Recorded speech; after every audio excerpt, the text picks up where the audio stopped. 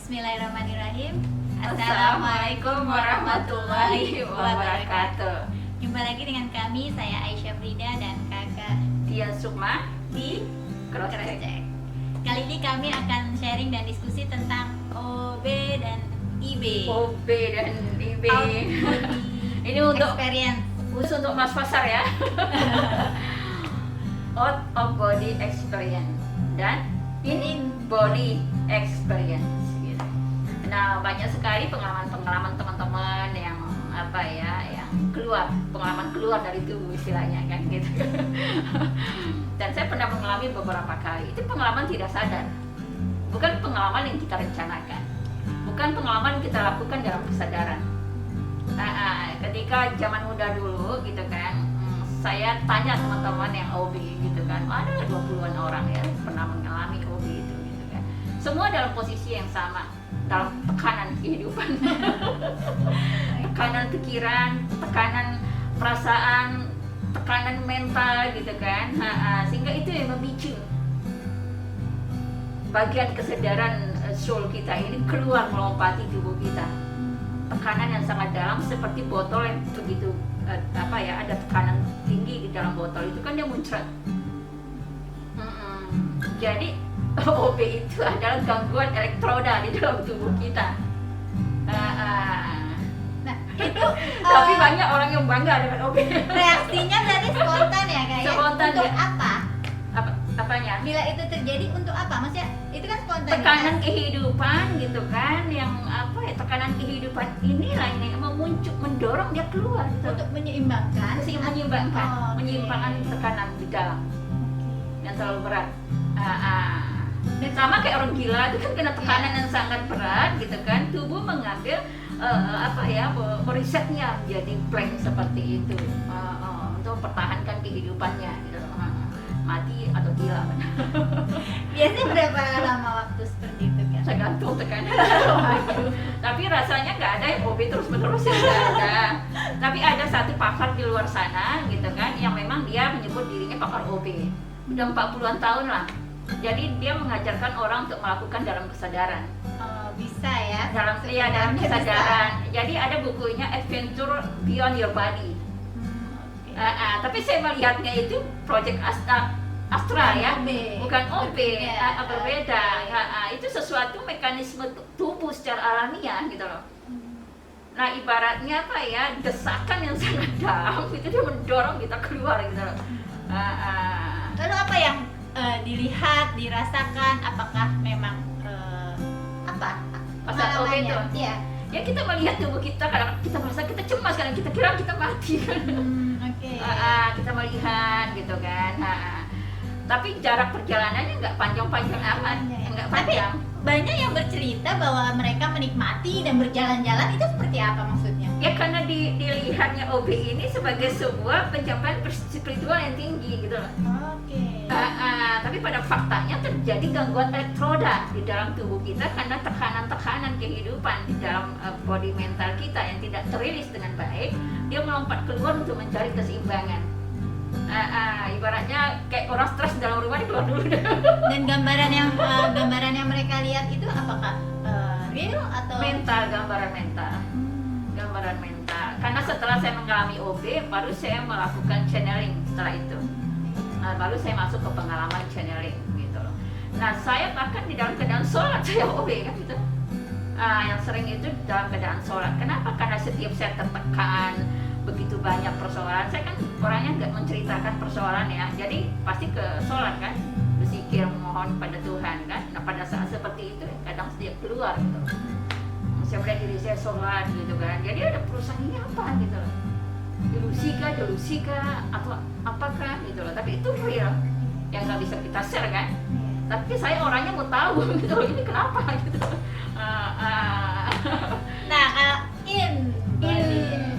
Pengalaman IB ini pengalaman gitu kan yang berkesadaran. Ibaratnya kita menonton segala urusan di dunia di mana saja melalui layar tubuh TV di dalam rumah kita. Tanpa perlu kita meninggalkan rumah, kita membangun terkoneksi pada semua dimensi kehidupan dari dalam diri kita sendiri. Itu dalam keadaan berkesadaran. Itu sama dengan channeling kah atau beda? Beda, Oh, beda, beda. beda, beda. Ini diri kita sendiri Diri ya. kita sendiri. Kalau channeling kan ada part kita yang yang keluar juga. Lebih cocoknya ke astral projection kali itu. Nah, caranya. Ini banyak yang menanti pasti pertanyaan ini. Saya nggak tahu caranya kalau begitu saja. Jawabannya belum memuaskan ya. Jadi apa ya, itu yang menjadikan saya memahami keduanya karena mengalami keduanya. Loh, kok lebih enak ketika saya melakukannya di dalam tubuh saya sendiri. Ya, kenapa? Nggak capek, nggak mengeluarkan tenaga, nggak mengalami ketakutan, kebingungan. Keluar dari tubuh antara kita hidup atau mati gitu loh. Tapi dari dalam tubuh kita ini ya seperti kita nonton TV saja gitu. Tapi diniatkan, artinya itu kan seperti vision yang muncul Iya, tanpa diniatkan. tanpa Jadi diniat, spontanitas juga ya. spontan dia. Atau sesuai kebutuhan saat itu umumnya. Nah, dia auto sesuai kebutuhan. Lebih ke sesuai kebutuhan. Nah, ketika saya mengalami OB itu memang dimensi kepekaan saya menjadi tinggi ya. Menjadi tinggi tapi tidak sesuai kebutuhan. Oh, justru tidak sesuai. Iya. Tidak Karena kan sesuai tadi kebutuhan. karena tertekan oleh kehidupan, jadi lebih karena tekanan itu saja ya, Lebih karena bukan tekanan. karena apa yang dibutuhkan untuk diketahui, tidak seperti itu. Lebih karena tekanan itu. Apa yang kita lihat, kita saksikan nextnya setelah itu ya tergantung pada pengalaman mental kita pada tekanan itu. Karena saya sempat mengukur arus listrik di tubuh saya berapa kali itu, menstabilkan dan lain-lain dengan Profesor Joko namanya di Jogja itu. Gitu. Saya 6 bulan nginep di hotel itu hanya untuk pergi mencari tahu kemana caranya saya untuk menstabilkan. Ternyata emang arus listriknya yang tidak stabil di dalam tubuh. Nah, berarti bisa dikatakan kalau pengalaman OB itu lebih ke dimensi metafisik, Metafisik. ide itu Semuanya. semua, Semua. bukan hanya spiritual. Tapi dia berbasis spiritual. Oke. Mm-mm. Dan Yang paling pertama sebenarnya ya, di melatihnya ya kita melatih mengalami tubuh kita, ya mengalami kenyataan tubuh kita ini, gitu. Merasakan tubuh kita. Nah, ketika tubuh physical body kita ini kita sudah paham, baru dia naik ke emotional body kita. Kita rasakan betul, kita kenal betul emotional body kita. Nah, setelah itu masuk ke mental body kita. Kita mengalami pengalaman, jadi kita tahu sendiri, oh perasaan saya ini akarnya ini, oh perasaan saya ini. Akhirnya kita melihat semuanya lebih jelas gitu loh. Lalu masuklah ke spiritual body. Nah, disitulah pandangan menjadi terang. Nah, ini kan banyak pengalaman-pengalaman seperti ini yang mencari-cari pengalaman OB ini. Nah, apa efeknya kalau memang itu dilatih dan kemudian menjadi terbiasa atau efeknya apa? Nah, biasa yang mengalami OB ini yang belajar ya, biasanya orang-orang yang melakukan ini mencari ilmu metafisik, pengisian dan lain-lain ya. Kenal energi ditimpa kan, dimasukkan, ditransmisi oleh energi oleh gurunya kan. Nah, ibaratnya tekanan energi yang masuk itu besar. Ya kan, tiba-tiba setelah dia ikut pelatihan ini, pelatihan itu, tenaga dalam ini, tenaga dalam itu, dia mengalami itu gitu loh. Tapi biasanya hanya sebentar saja itu. Nah, tapi setelahnya ya hilang lagi. Karena tidak bersifat natural ya. Tapi ketika tekanan itu bersifat natural karena kehidupan dan segala macamnya, di situ muncul momen pencerahan kita. Karena pure diri kita itu, energi kita segala macam, lalu kita berusaha bagaimana kita meraih energi yang lebih stabil, lebih tinggi. Sehingga kita bisa melewati itu gitu. Bedanya dengan orang yang mengalami koma? Oh, beda. Beda.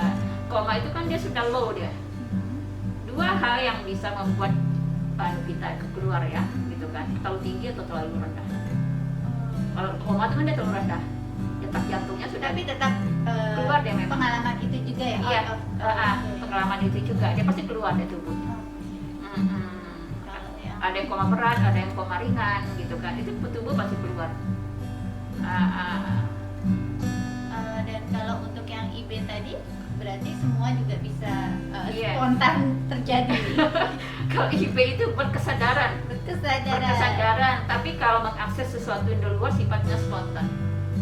Tapi internal diri kita dia auto 24 jam, 24 hours. Nah itu artinya bisa dilatih juga kan? Kan tadi kan bicara tekniknya itu lebih apa tadi, pengenalan pada diri. Iya, lebih, kalau saya lebih dialog, saya berdialog Oke. pada diri saya, pada tubuh saya, pada pikiran saya, pada hati saya. Jadi saya kok lebih ringan ya, gitu loh. Di situ tahu-tahu saya sampai pada suatu step, saya kok deket dengan diri itu, gitu loh. Kok paham dengan diri jadinya, gitu loh. Itu semua terjadi secara natural, bukan sesuatu yang disengaja ya. Tapi karena kondisi tubuh saya sering mengalami hal-hal yang seperti itu, membuat saya fokusnya ke tubuh saya kan. Nah manfaatnya untuk IB ini, IB ini ya pengenalan pada diri kita. tadi kan mendapat vision yang sesuai kebutuhan. Nah itu berarti juga Ya, kita insting ya. insting kita hidup, intuisi kita hidup, inspirasi kita 24 jam.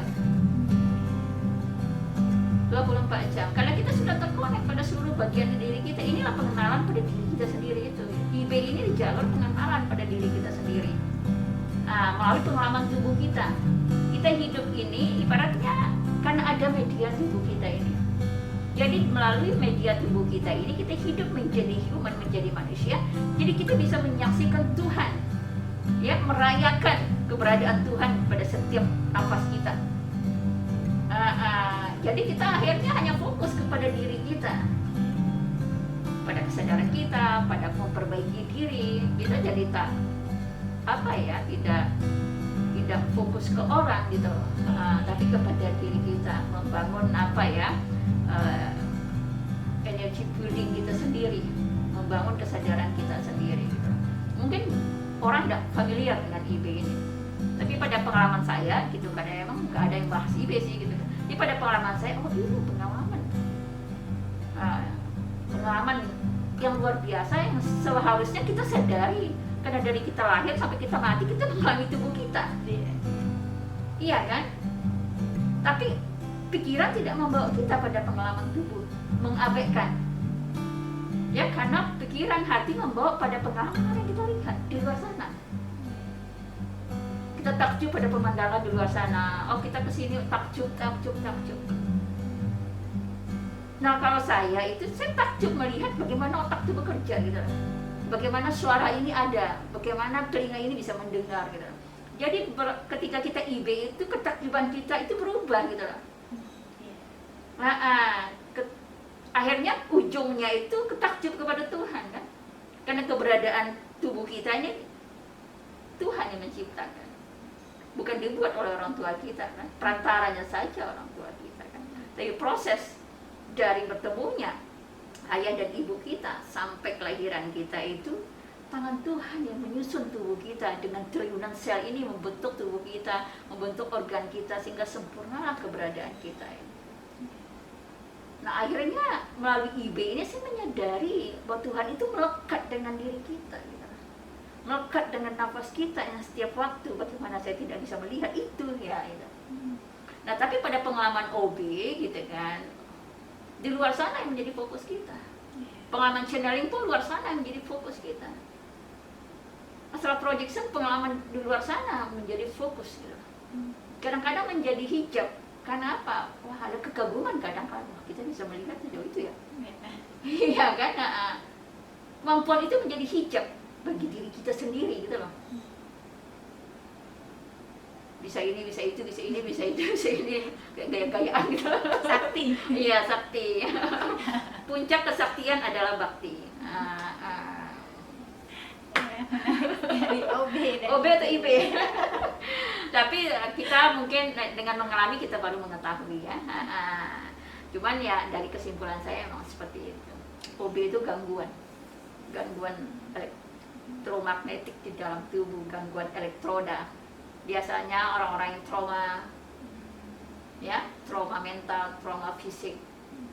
Trauma itu kan trauma fisik, ya kan? Trauma mental, tekanan kehidupan. Epilepsi juga bisa. Iya. Epilepsi bisa membuat orang kan spontan dia, Iya. kejangnya keluar dia.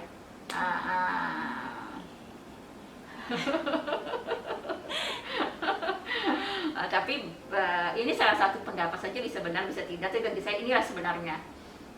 Karena banyak yang pendapat lain juga tentang OB ya, yang mengalami ya, tapi pada pengkajian personal saya mendapatkan kesimpulan seperti itu. Nah, sehingga IB inilah menjadi jawaban bagi saya gitu kan. Nah, sehingga muncul body wisdom ini kan.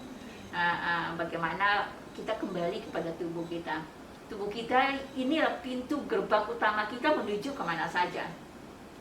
Melalui tubuh kita bisa terkonek kemana saja tanpa meninggalkan rumah loh. Iya kan, nggak perlu meninggalkan rumah. Kadang OB sekali saja kita bikin shock kita satu hari. Karena pernah saya lagi tidur di kursi sofa itu, saya mau bangun nggak bisa bangun. Saya lihat diri saya sudah keluar, memperhatikan tubuh saya. Mati nggak saya? Ya kan, pasti ada kecemasan malah di situ. Mungkin itu aja teman-teman. Mohon maaf ketika ada pandangan kita berbeda, tapi teruslah kita belajar menggali, memahami dalam berbagai aspek, baru kita bisa mengambil kesimpulan yang clear. Mungkin itu aja sahabat semua, semoga bermanfaat. Assalamualaikum warahmatullahi wabarakatuh. Cross check.